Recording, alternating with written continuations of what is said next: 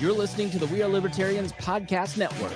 Find all of our shows at wearelibertarians.com. Welcome to the Chris Spangle Show. My name is Chris Spangle, and this is a special series called The Swamp Explained. One of my favorites. We haven't done it in a long time. We'll chit-chat about that in a second. My co-host is Rob Quartel, a 45-year fly on the wall in Washington, D.C. Rob has worked for Republican presidential campaigns, government agencies like the EPA, and has been confirmed by the Senate to the Us Federal Maritime Commission. He's also been a candidate for Congress and Senate and has spent years working in the private technology sector with startup companies. Now, given his experience and iconoclastic viewpoints, Rob always gives us a great insight into the swamp in our nation's capital. You know, I always find it funny. People always ask when you're going to have a swamp episode, because I would think for like a largely libertarian audience, a guy who's on the Council for Foreign Relations and, you know, hangs out at all these fancy DC places, I get the most hate mail about you, but you're the fan favorite. People love hearing all that you bring to the table, all the insight that you bring. I do too. I find it fascinating. You know, if you're new to this series, there's a separate feed, The Swamp Explained. You can go check out the past episodes and you know, Rob's stories about George H.W. Bush and, you know, Nixon and working for the EPA. It's all fascinating stuff, Rob. And yeah, it's always interesting because I'm always like, when is the Council of Foreign Relations guy going to be back? Well, that's good. That's good. Of course, you know, I haven't been to a physical meeting of the Council on Foreign Relations in 3 years, right? It's all starting to come back. And then, of course, now we have, what is it, BA5 or something, the next version of COVID. So, monkeypox? Monkeypox too is already, up to about 500 cases now. It was 300 last week or so, and I'm sure it's up. Yeah. Well, I mean, we haven't done a show in probably 6 months. We haven't talked about Ukraine or the Jan 6 Commission or all this stuff. We've got so many things. Let's start with Ukraine. We didn't talk about this beforehand, right? But I'd love to hear, you know, some of your thoughts on that. We're just going to do a little roundtable of what does Rob think about this headline. I think that's how we're going to handle this show. Yeah. So, well, Ukraine is, first of all, I mean, we all know what we think. Most of us think about Russia, except for a very small minority of my party, which, you know, as Ronald Reagan used to say, he had been a Democrat and the party left him, and I haven't conceded to become a Democrat, but I will say a lot of the party has left me. And of course, you know, I call them the rhinos, the new crowd. But so just there's about everyone. A weird Putin love. It is so bizarre.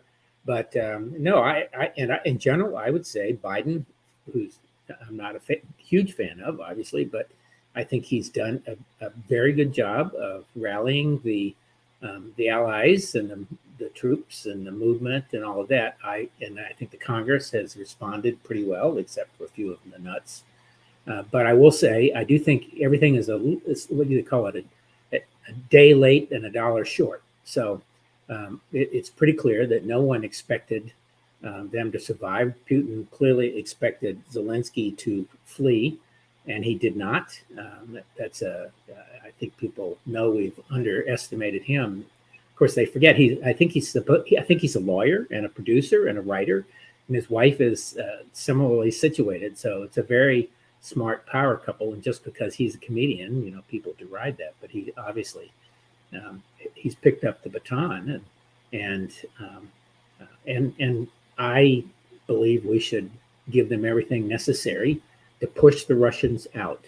I hope we are helping them on tactics and strategy, and I'm sure we are. And we now have advanced long-range systems to combat their firepower. I'm at this stage think the Ukrainians should be lobbing attacks into Russia itself.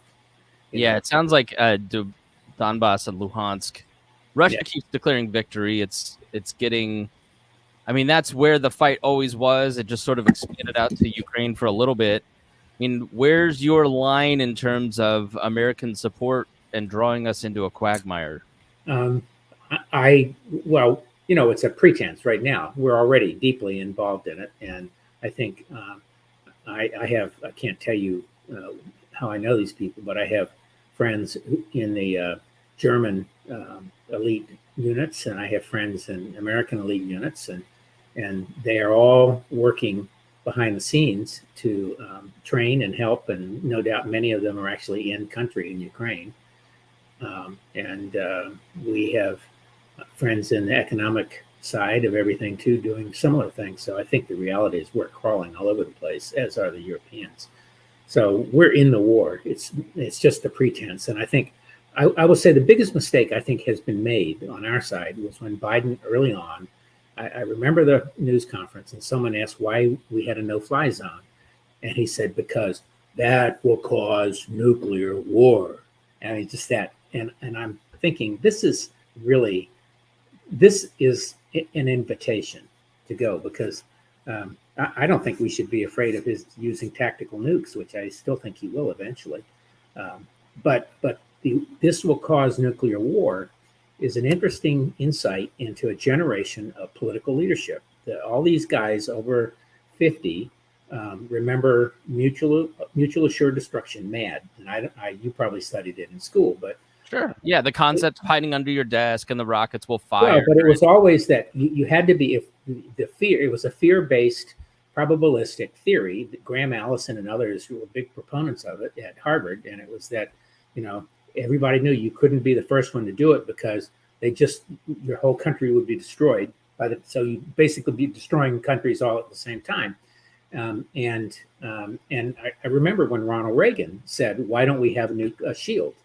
And of course, everybody derides the shield, and meaning something to shoot them out of the sky. Well, it's Star Wars, was it? Yeah, Star Wars, but it's taken 20, 30, almost 40 years. And actually, think about Iron Dome in Israel, and now the Ukrainians are able to shoot some of these guys out, and we can do some of this too. So so that's probably so mutual assured destruction died about 35 years ago.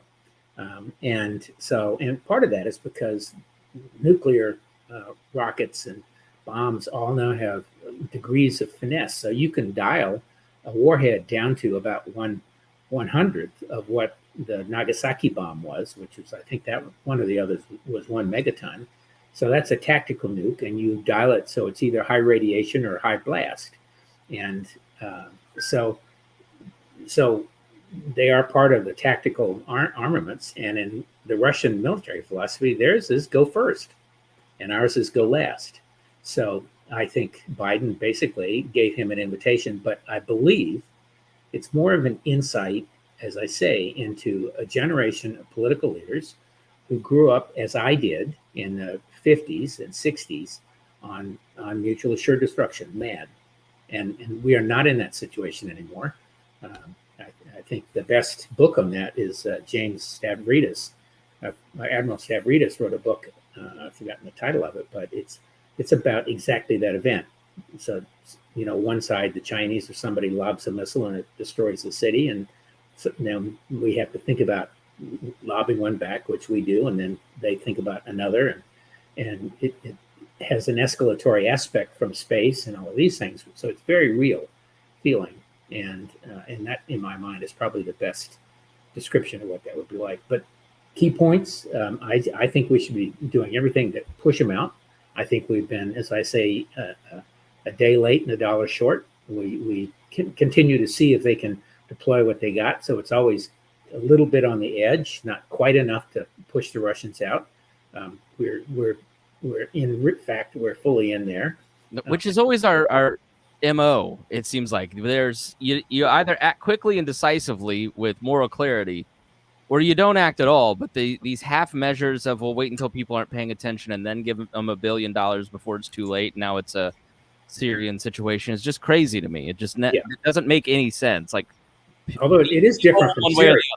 It's different from Syria in that the parties actually, we have one party that's well armed and trained, and the Ukrainians have been training with the West for some number of years. So it's since 2014, the Crimean deal, we really integrated a lot of our capabilities in terms of manpower and training. And of course, you can see a lot of that early on in the Russian things. There's a terrific website. I don't know if you watch it, read it. It's called the Institute for the Study of War, ISW. And it's really good. And they are a group of military analysts and political guys, and they seem to have very good open source information, and they're very good at deducing tactics and strategy, and they have recently looked at a lot of the activities towards the Donetsk and everything else, and they're of the view that the Ukrainians have been very good strategically and the right tactical things. They pull back when they need to, and frankly, I wouldn't be surprised if the Ukrainians go on a full bore assault. Now, you're from a generation where the Russians are big and scary. I mean, is it sort of what's going on when they went in and just stalled out completely? I don't know if I'm from a generation where they're big and scary. I think Americans have always thought of them as clumsy and scary for that reason. Unsophisticated, bearish kind of country leadership.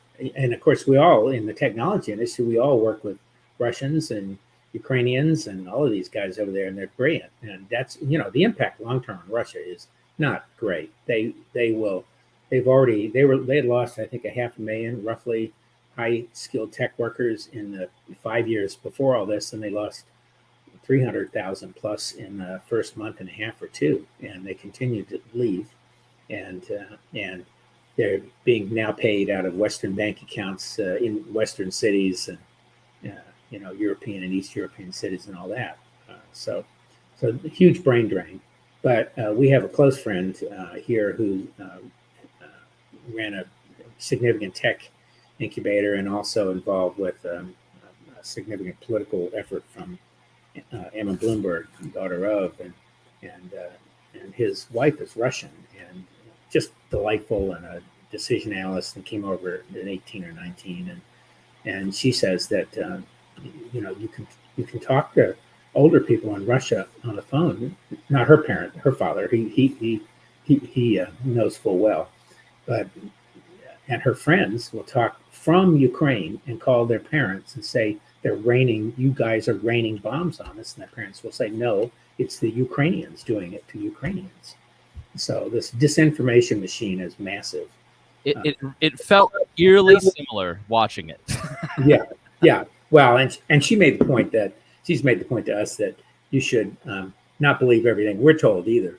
But the difference is we all have many more sources of information, and many more sources of disinformation too. So we can, let's talk about Joe Biden next and move on to his performance. I think he had a real opportunity, and we may have talked about this, to come in and be sort of a Bill Clinton centrist and be a uniter in some ways, as much as a politician can be. And I guess he thought he was going to be FDR. Yes. I'm seeing open warfare basically on the guy now, like where the Democrats are sounding like Republicans, going, he just doesn't have it. He doesn't have any plans for anything. We've got to dump him. Well, what do you hear about? Don't have any plans for anything? Right. The whole party. I mean, fundraising emails. Yeah, right. Well, boy, you should see some of the emails I get from my side of the aisle. It's scary and quite a real turnoff if you're, not part of that political point of view. But I think that in some ways he's been dealt a pretty bad hand. I think he's made some pretty clumsy mistakes. I think anybody coming into the presidency thinks they know it all after 30 or 40 years, and of course you don't.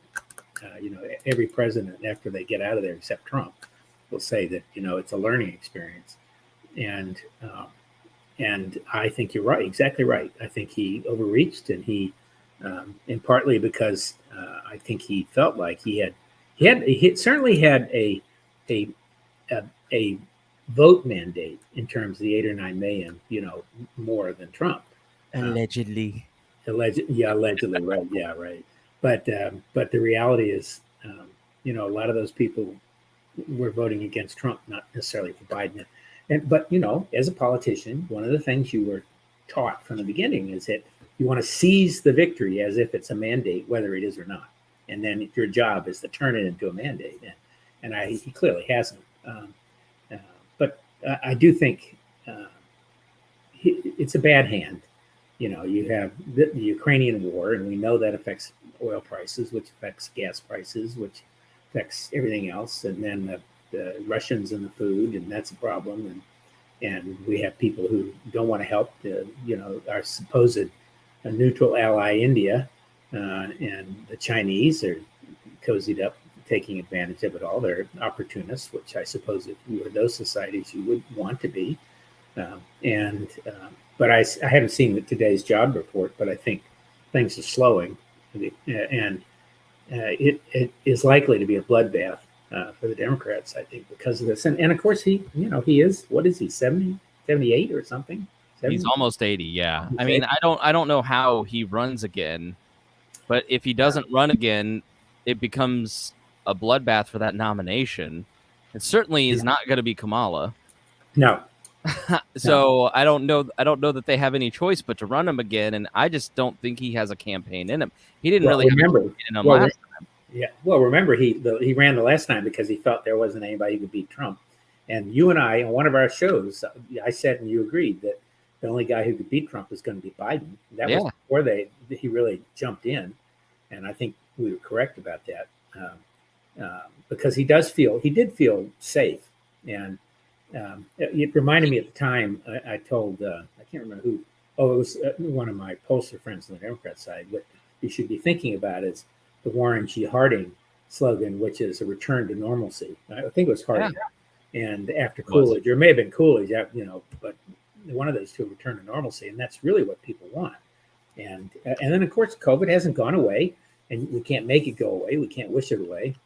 I think they've made some mistakes again on further rollouts of vaccines. I do think that he, like Trump, has been unable to deal with the CDC or FDA and get them to modernize. And they're still in reactive mode based on what happened 15, 20 years ago when they rolled out some drugs vaccines that backfired. And so, but these are not normal times. We're living one of those periods. What do the Chinese say? May you live in interesting times, but right. But it's a curse, right? It's a curse. Yeah, it does feel like since 2007. I said this recently on a show. Like Reagan was asking what it was like before. Like it's hard to explain to somebody pre-social media what politics was like. It's just somebody put a brick on the accelerator in 2007 and it's never lifted up. No, you wake up this morning and the longest-serving Japanese prime minister, Abe's been assassinated in a country where it's very difficult to find guns. Well, we know that's going to play to the anti-gun crowd, the pro-gun crowd. They're going to say, look at Japan, where it's almost impossible to get a gun, where you have to go for a full day's training and licensing and periodic checks of your guns and weapons. And this guy made his own gun, apparently. At least that's what it looked like this morning on the tube. And so actually, back to Biden for a minute, this is an area where I know he hoped to get a little bump just from the gun legislation, but, it was so relatively trivial. It'll have some effect, but there's no bump anywhere. I guess you could argue there's no negative. But same with infrastructure. I mean, he just every time he thinks he's got to win, something else in the news cycle kind of steals it. Yeah, I think that's right. And that of course brings me to Buttigieg and others who could pick up the mantle and be, enliven the debate and also who's intellectually potentially capable. And I will tell you, he's the guy handing out the money, and he's the guy traveling all around the country to cut the ribbon. And so if any benefit from the infrastructure bill is coming to anyone, it's to Pete Buttigieg. And it sort of seems like they are favoring him, and he's sort of like the de facto vice president in terms of, you maybe not Dan Quayle or Joe Biden, or Dick Cheney, but, back in the old days, you were vice president, you were kind of like next in line, and some presidents would help you out in that respect. Well, before that, though, about Harry Truman, it was, as he used to say, it wasn't worth a bucket of warm spit. Right. Because only a handful of vice presidents really followed the president to become president. That was the early days of the republic, and then the big swath of the middle, it's very seldom true, except by assassination. And do you have any insight why this guy? I saw that. I mean, I just don't know anything about Japanese. I'm sure it's like Boris, where he's the Japanese Trump, so everybody hated him. It's usually the American political analysis is Boris was Trump, so they didn't like him, which is not true. So I'm looking for any kind of insight on why this former prime minister, no less, was assassinated. It doesn't make sense to me. Well, the one thing I saw this morning, and it's just a thread, and I saw it when I got up at 5:30 and saw the news, and I haven't had a lot of time to follow a lot of news in the last week because my 5-year-old granddaughter and my 1-year-old grandson and my daughter and son-in-law and my son from Australia and house guests from all over the place have been over, and I'm the cook. So 3 meals a day for anywhere from 8 to 18. But so I've been canceling meetings all week long. But what I did find interesting this morning is that the last gun crimes in Japan, the last 4 or 5, most of those were apparently there's one union, a maritime union or workers or something, employees who carry guns and are allowed to carry guns. And he was a member of this group, this guy. And it's a legal, lawful law enforcement union, something or other. And they all have weapons. It looked like he cobbled together a weapon. Although, if you see it visually, he was struck from the front, they said, but the smoke was behind him. His back was turned. And so I'm sure a lot more is going to come out of that. But he was politically disaffected. And, as you say, a lot of people hated Abe, but his popularity, his polling numbers apparently soared after he resigned. Apparently he said it was reasons of health, but everybody knows it was politics. And he was campaigning to get back. So, and he was a guy who also was beset by circumstances. He wanted to be the guy who remade the Japanese economy into a power again, and he did a number of things, like had the Constitution revised from the World War II aftermath, where they essentially had no army or anything like that. So he brought back some national military. But he also suffered from the reactor breakdown and one of the worst typhoons and flooding in history, and a number of things like that. So there's something between Biden and Trump-esque about him. And of course, he also was a nationalist, or patriot, I guess you would call it. So he offended a lot of people, particularly the Chinese, when he celebrated at various memorials, World War II memorials and things like that. So definitely an interesting guy, and definitely this is going to have quite an impact there. And then we have Boris. Jeez. Yeah, bad. I'm all for consequences for politicians. Abe bad, Boris good, right? Like Boris held some parties during COVID, and it led to him getting kicked out eventually. Like America, you can basically try to overturn an election and stay in the presidency and face no charges, or be Gavin Newsom and go to the French Laundry and face no consequences. Like, what did the British have that we need to reinstill here? But yeah, Boris Johnson is resigning as PM, much to his dismay. Yeah, and but he's probably maneuvering too, Yeah. So he basically said he didn't know anything about one of his cabinet's sexual offenses. I think there was sexual impropriety. Yeah, he was charged. The 2 young guys said he had sexually attacked them, and yeah, supposedly he didn't know that. Well, give me a break. Right.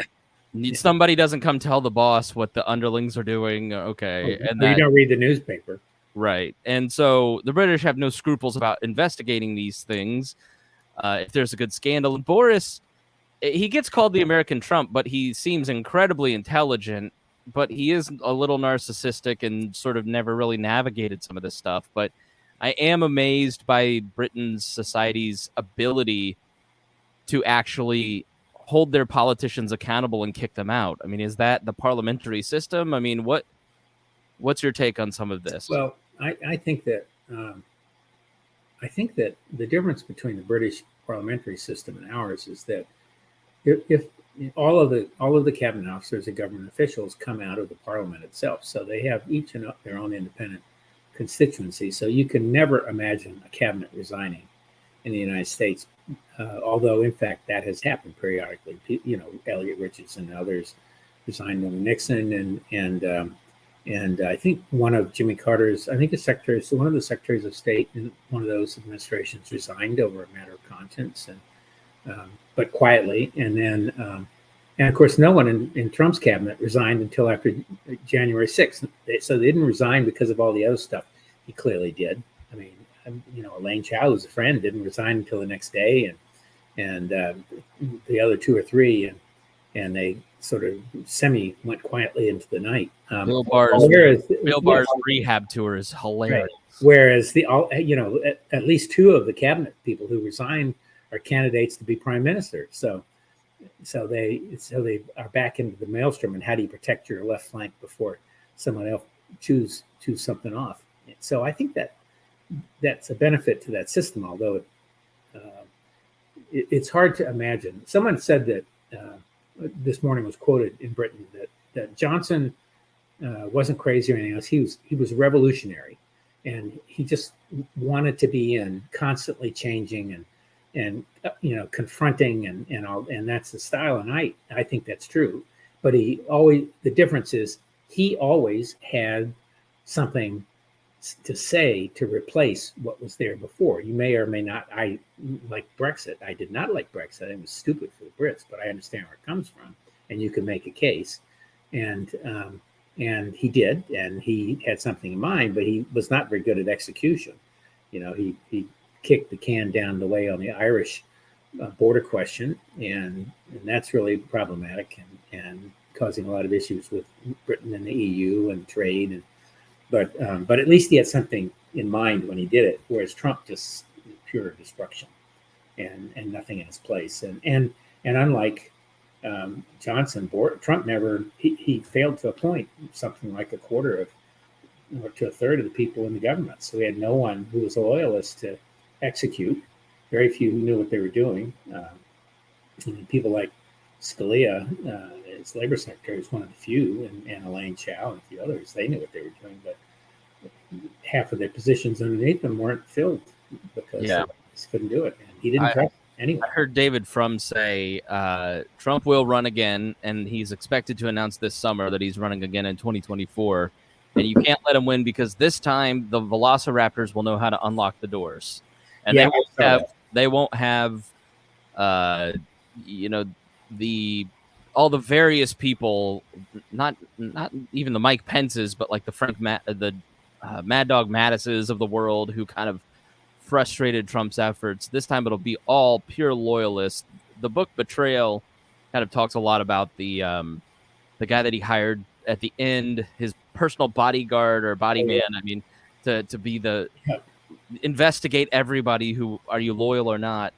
I mean, what are the chances of Trump running and winning the nomination and being president in 2024? What do you think? Yeah, I was thinking about that, and I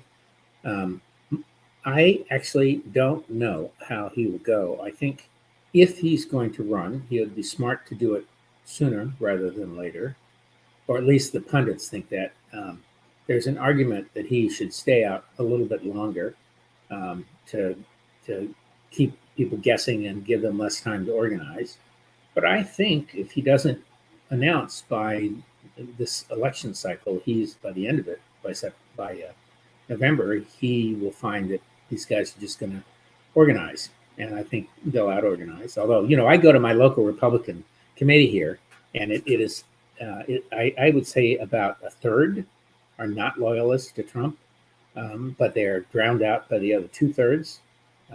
And the third that understand the damage and everything else are older. Of course, they represent the bigger part of the population's voting, group, and they'd be tired of it. Interesting. So it's the boomers who are more skeptical of Trump instead of embracing. No. It's the boomers. Yes, it is the boomers. Yes. Oh wow. Okay. I would assume this was like the old lady at the Republican convention with the red, white, and blue cowboy hat type people. Yeah. Those are the Trump fans, but apparently not. Well, it's an unscientific thing, and it's because here in my county, other than people like me, who when says, "Well, what did you think of Trump?" and I'll say, "I think he's a jackass and a miserable president. He didn't appoint enough people to run the government, and he did everything by executive order. So everything he did that you like has been undone by the guys after him." And then people kind of stand back and if they dare to say I'm a rhino, I point out that I handed out "I like Ike" buttons in first grade and worked for 3 Republican presidents and several campaigns and ran myself and given hundreds of thousands of dollars. And so, who's a rhino here? So, anyway, but most people will not in these meetings will not take a stand. But privately they'll send you an email or have a gathering and talk about it and what can they do. And it's just amazing the lack of courage from Republicans. It is. I think there's a lack of courage among everybody politically. It's easy for an AOC or somebody like that because they, they've got their own following on everything from TikTok to whatever, and I do continue to think she's clever, although she has declined her media presence has declined in the general media since she hasn't had Trump to play off of.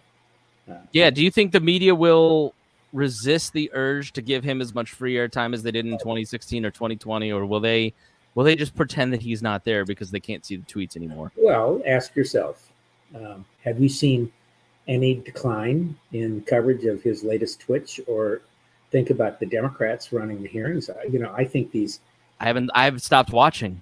So I haven't watched any of them, to be honest. I haven't watched the Jan 6 stuff either. Yeah, that's what I'm talking about. But... No, I think the Democrats made huge mistakes by doing 2 impeachments because they knew it wasn't going to happen, and they knew it would be viewed as partisan, and it was, at least 60% partisan. And it's great that I love watching Liz Cheney and Adam Kinzinger, and particularly Liz Cheney, these things that she's absolutely bores right in, but I think the odds are she'll be gone. My wife and I co-sponsored with a lot of much more prominent people in DC a fundraiser for that raised like $750,000 to $1 million in one night. But it was all the same crowd, people who were friends of ours from, Bush and Ford and Reagan administrations way back, and some Democrats. So I think unless you can get the Democrats to cross over, which is what your buddy Evan McMullin is doing with some success in his race for Senate, and so we'll see what happens there too. And periodically you hear noises about a third party. I continue to think that's very difficult to do. If I were going to form a third party, I'd call it the Independence Party, not independence, but independence. Yeah. And grab that line and just be anybody who doesn't want to be a Republican or Democrat can be in there. And the party platform is civility and open debate. And so that would be really interesting. Do you think it's more likely that he gets indicted by the January 6th commission or that he wins the nomination?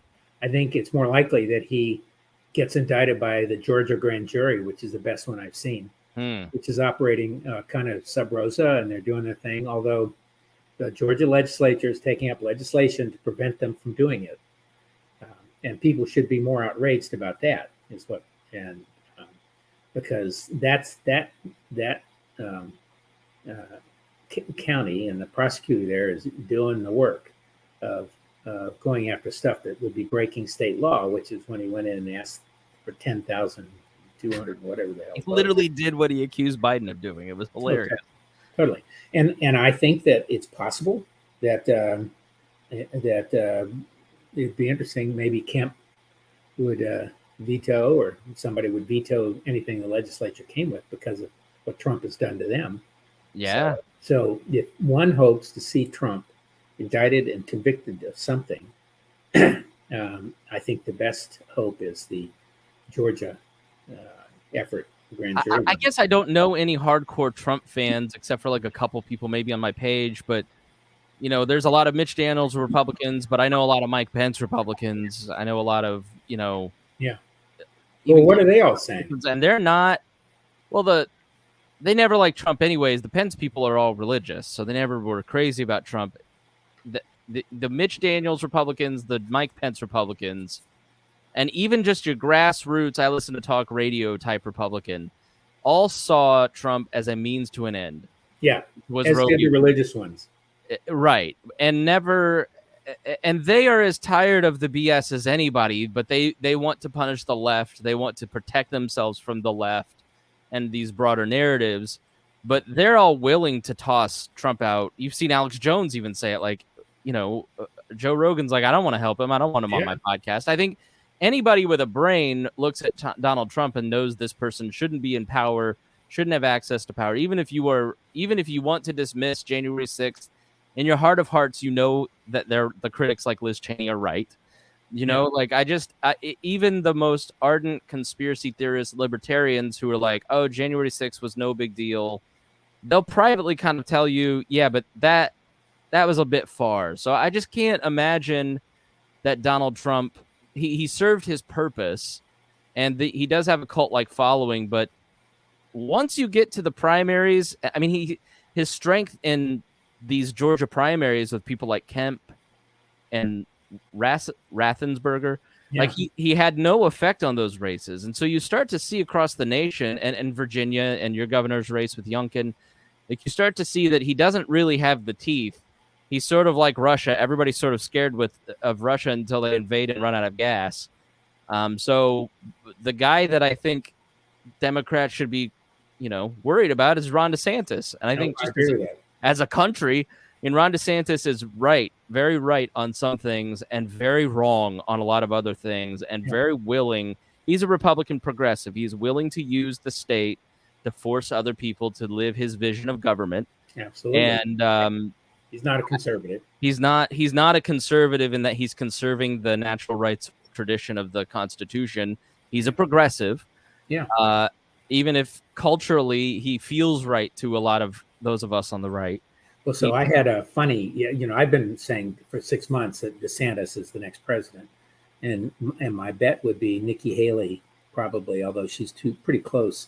She's a Southerner also, although he doesn't act like a Southerner, would be the VP. But I was at an event at Yale, my graduate school, about 3 weeks ago, and a friend of mine who's about 15 years younger and has been very active in politics and successful in that community. And I won't give too many hints more than that because I predict identity, but he's a liberal Democrat. And he comes up and says, Rob, DeSantis is the next president. And I'm thinking, whoa, a liberal Democrat is telling me that too. And I said, and what do you think about that? And he said, well, it could be a lot worse. He said, this is a guy who read 90 medical reports about COVID and then applied XYZ theory of probability on outcomes, and he won. And I've forgotten what probability theory it was, but it was something we all learned in business school. And I think that's true. I do not like him because he also is a basic ass and picks these fights. But many of these fights have two sides. The one that over Disney. Now, remember, I grew up in Orlando. Yeah. And I remember the day Disney was announced. I probably had the headlines stuck in a box somewhere here. And the deal with the state that Walt and Roy Disney struck was that they would get a tax. They would have their own district, so they could raise their own taxes. They'd be a municipality. They would charge municipal services, so on and so on and so forth. And everybody was happy about that because it was 40,000 jobs or something coming in, and development, and billions and billions and billions and billions of dollars and other kinds of tax revenues and restaurants and so forth. And it was unique in its size, although there are another half dozen similar ventures, similarly situated ventures, commercial ventures in Florida. So one could say, in terms of good government, is this a good thing to be doing, or should they be part of a local thing, or is it their own private property, and should they have to go through local zoning, this and that? So I think there's a reasonable debate. It's just that he tied it. $1 billion tax increase, basically, on local citizens. Oh, absolutely, it is. And that's just. Well, he has said that will not happen. He has said that the state will take care of that. but he is not. That has not happened yet, and Right. there's time before this goes into effect. But they will have to pick up the bonds, and I'm sure he'll figure out some way to do it. He's smart. It's a guy who's Yale undergrad, Harvard Law School. He's smart enough to pick up the phone and call one of his friends from Goldman Sachs to work it out. Yeah, that's the thing. It's the constant tinkering. Yeah. It's anti-Hayekian, which is why I'm opposed to it. We lost Rob here. Let's take a quick break here on the Chris Spangle Show. Thank you for joining us. Rob will be right back. He must have accidentally hit the button here. So stay tuned here on the Chris Spangle Show. We're going to finish talking about we're going to talk about abortion. We'll be right back.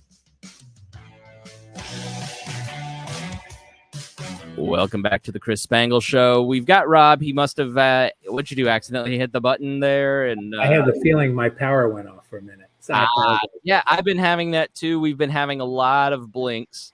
But yeah, to finish our DeSantis conversation, I mean, he feels right because in the same way that Trump didn't accept, I won't accept your narrative, I'm going to create my own, and now you have to respond to me, feels so good to conservatives after so long because the Daily Wire is more powerful than the New York Times in a lot of ways.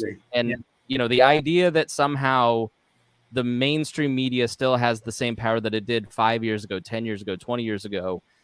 Human Events was the first conservative magazine and was, complaining about the media in the 40s. Like, this is the long-standing gripe from the right, but they've built their own escape hatches. But DeSantis, that still ticks. That still feels right.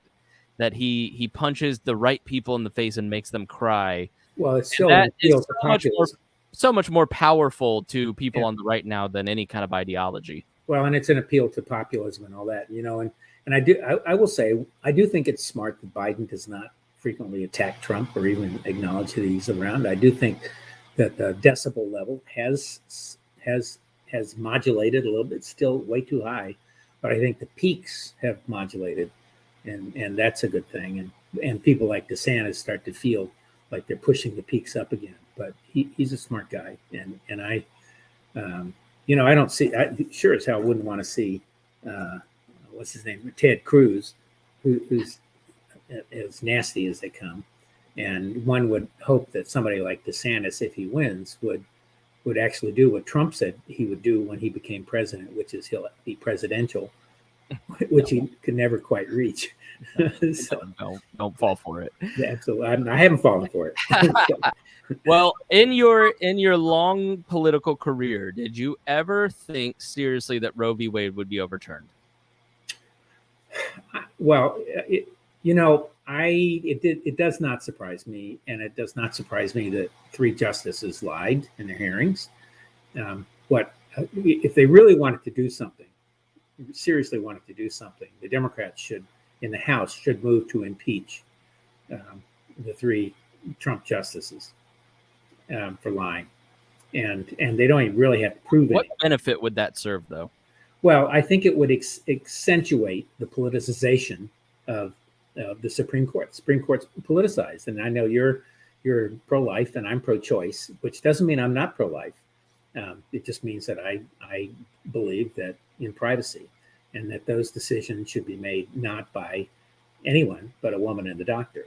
And so, for me, Roe v. Wade was hands off. The states keep your hands off until some reasonable time. And I do think the Clarence Thomas thing was a real threat.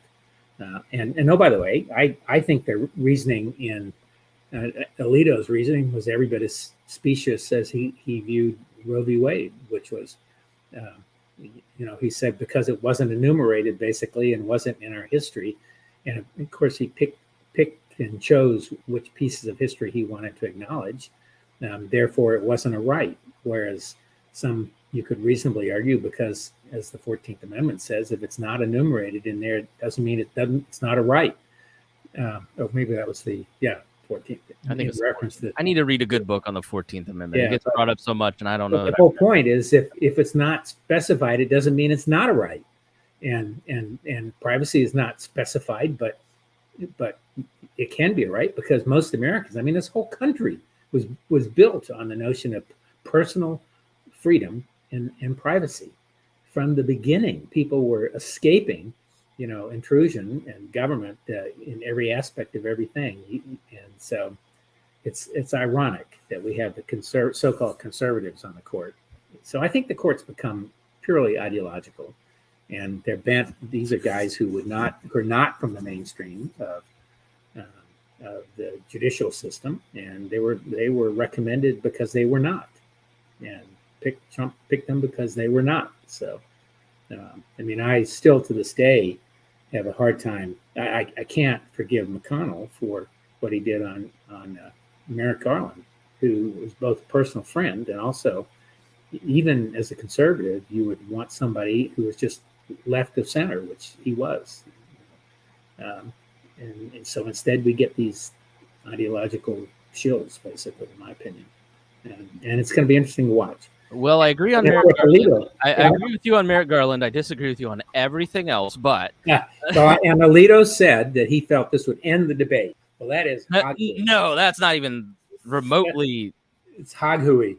Because not only does it make it, it reverses, it sends it back to the states, and every it's all going to come back to the Supremes. And then it's going to come back to the Supreme Court multiple times. And then it's also you're going to have Mike Pence, and you're going to have, AOC fighting for national solutions. And then here in Virginia, I was at an event with, I know Glenn Youngkin, not incredibly well, but well enough for him to know me and me to know him. And we both are Rice graduates, and although he's 20 years younger, and we've had a lot of encounters.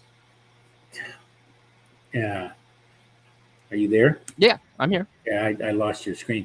A lot of encounters on investment stuff and everything, and he was before the Northern Virginia Technology Council, and I can't give you all the detail because supposedly it's private, but he the first question he got was about abortion, and many of the women CEOs are particularly incensed, and actually many of the male CEOs are particularly incensed. I'm incensed.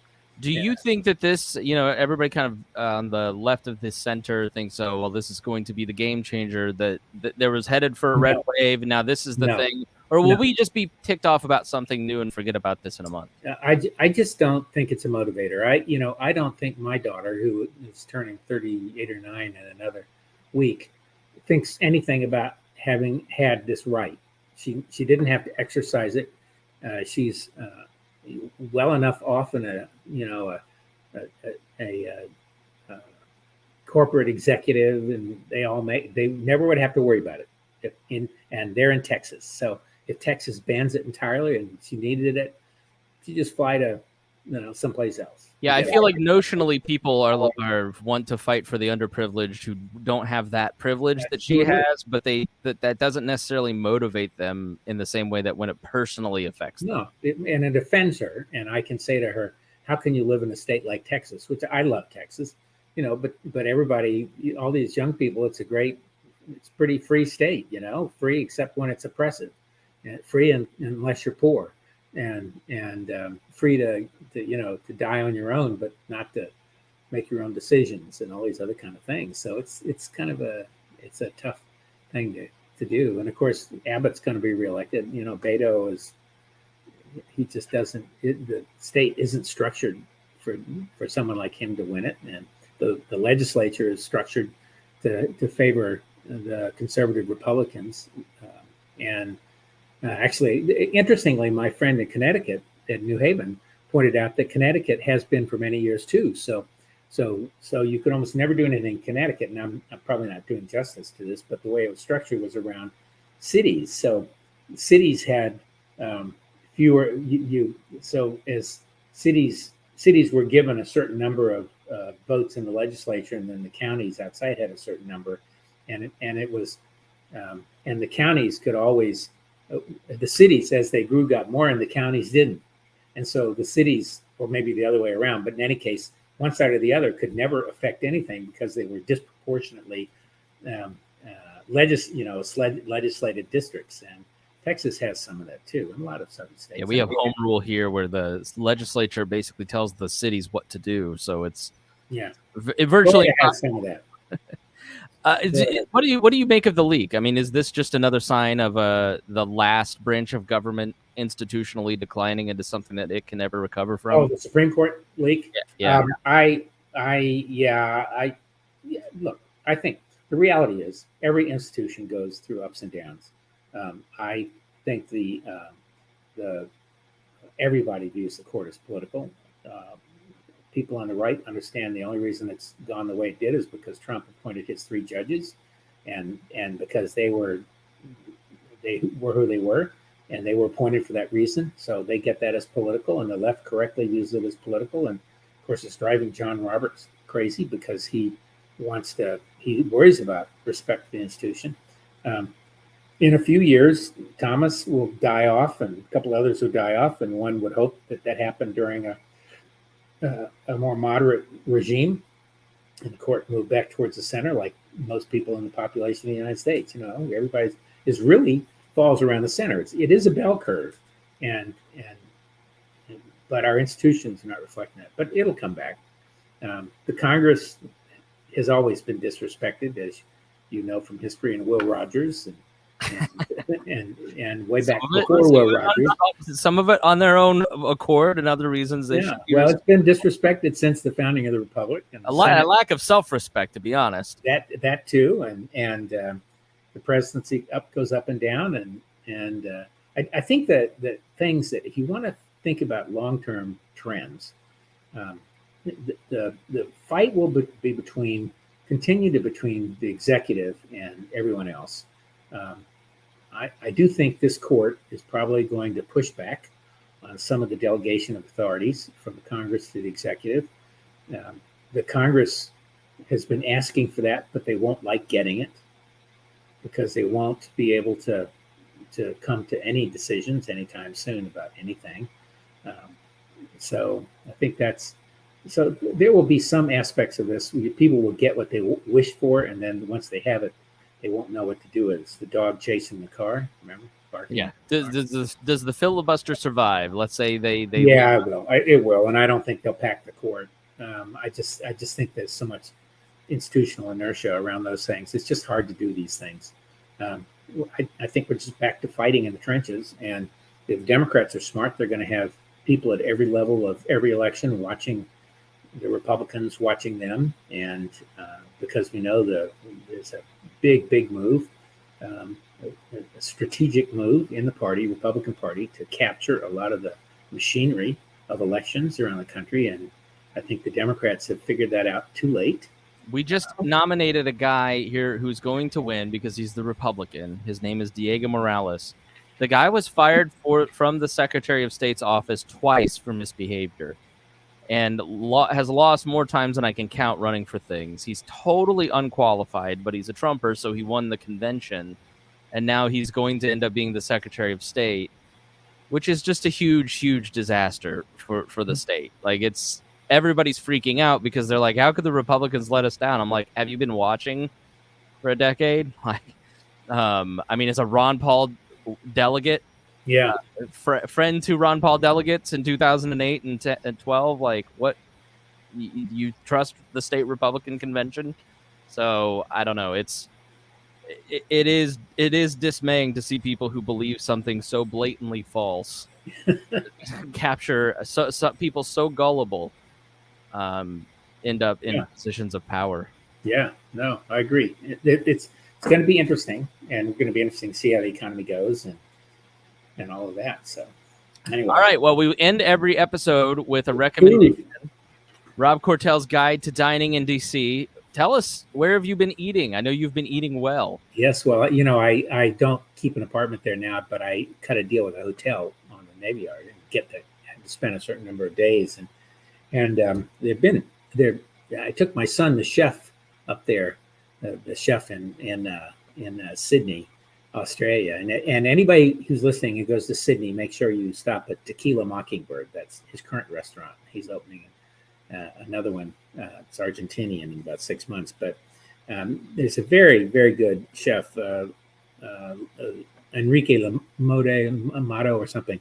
But I think one time I mentioned his restaurant, 7 Reasons, but he has recently opened a restaurant called Imperfecto, down at about 23rd and L in the heart of downtown, which just got a Michelin star in its first year. And I will say, it may be the best new restaurant I've eaten in a long time in DC. There are a couple others that are really good. I tried about 2 weeks ago, a place, Spanish seafood called Morisco's, 1133. It's on like 11th and 1133, 9th or 10th. So that puts it at about A, B, C, D, E, F, G, H, I, J, K, and maybe L. And it's Mexican seafood and much less expensive than Imperfecto, which is very expensive. And then there was another really interesting one called Immigrant Food, right down in the heart of downtown Washington, that during the daytime is sort of a lunch counter and everything else. And then at nighttime, they set it up as a full-fledged restaurant. And they do this sort of fusion of Asian and other cultures into the food. And it also is just terrific. So those three, Imperfecto, high-end, Morisco's, 1133, Mexican seafood, and Immigrant Food, I would say, have been absolutely not disappointed. And if people are there. And of course, as I say, go to Sydney too. And one last thing for anybody who's got grandchildren, I just my granddaughter likes waffles, and I was reading an article the other day, and they mentioned a Lego waffle machine. So there is a waffle maker that you pour in all the stuff, and it prints Legos, like 1s, 2s, and 4s. And I did it this morning for a 6, a 5, and a 4-year-old, and they were just beside themselves. And then I left my son straggled out of bed at 10, and we left him a plate. I constructed, a house of Legos for my 35-year-old son. That's funny. Yeah, I'm looking. I can share the screen here, I think. It's a blast, and it's not very expensive. No, you can make a little house. There you go. That's what I made. Oh, I didn't see them on the wheels. Boy, I should do that. Yeah, that's really the machine. That's the log machine. cabin back here in the background there. Yeah. Well, and now I'm going to take you back to politics for one last thing before we're done. Be very interesting. One of the big announcements of Glenn Youngkin and this administration is that Lego is building its first major plant in the United States in Virginia, just outside of Richmond, Petersburg, $1 billion investment. And I would bet you if this state restricts abortion rights, that they would not ever have located here. So it's going to be very interesting to see, because I know the tech community is incensed, and many of the tech community are pro-life, but they're also pro-choice, as you know, Chris. Yeah, no, I mean, I lived through RFRA. Yeah, which I've come to find out North Carolina and Indiana had RFRA bills back in the day, religious freedom bills, and like they had a procedural mistake that meant Indiana went like 4 hours before North Carolina on RFRA, which meant that they got the wrath, and Mike Pence had to be VP because he wasn't going to get reelected as governor. So yeah, I mean, corporate community talks, and this is one of the big fears and why people like DeSantis taking on Disney is, the leftist wokeists have more power, and the Chamber of Commerce isn't Republican anymore. They're rhinos. But these things do create real problems in the business community. I know we want to wrap here, but I sit on a board of a technology company. Its employees are scattered all around the United States and Europe and the Middle East, and they have a policy written in Connecticut. And under that policy, they can't give benefits that a state forbids. So they're going to have employees who might have a benefit here and not a benefit there, reproductive freedom and all that kind of stuff, and it could go further. And so it's a real problem for business. It's not, there are reasons businesses get incensed about stuff like this, and I think this battle has just begun. I don't know that it's going to have political salience, but it's going to be in news, and of course the morning pill the next day, and all those things. And, yeah, I think that's where it ends up settling is states just look the other way and don't check your mail, which is there's huge health risks to that. Yeah. You know, if you're but where companies are worried is if they are liable, if they pay for someone to go to another state. So they're aiding and abetting. And in Texas, a private citizen can charge them with that. So it's complicated and just going to get worse. So anyway. Well, that's because the government's in charge of it. Right. So, Chris, we are ending, after all, with food for thought. Very good. Well, Rob, it was great to catch up with you. We need to do it more often. I know. We need to not do it every 6 months. We got on a good tear there a couple times, twice a month. So let's. The political silly season is coming. So yes, it'll be, and that's kind of the thing. There's been stuff to talk about, but we managed to fit it all in an hour. Yeah. But you and I really love the ground game of politics, and it's just sort of. Well, I think you and I like the ironies of the whole thing too. All right, Rob Quartel, thanks so much for joining me. Listeners, thank you so much for joining me here. And if you enjoyed this, if you got something out of it, then we always ask you to share with a friend. That is how podcasts grow. All right, take care, and we will talk to you very soon. Totally fun. Thank you. All right, let me stop the recording.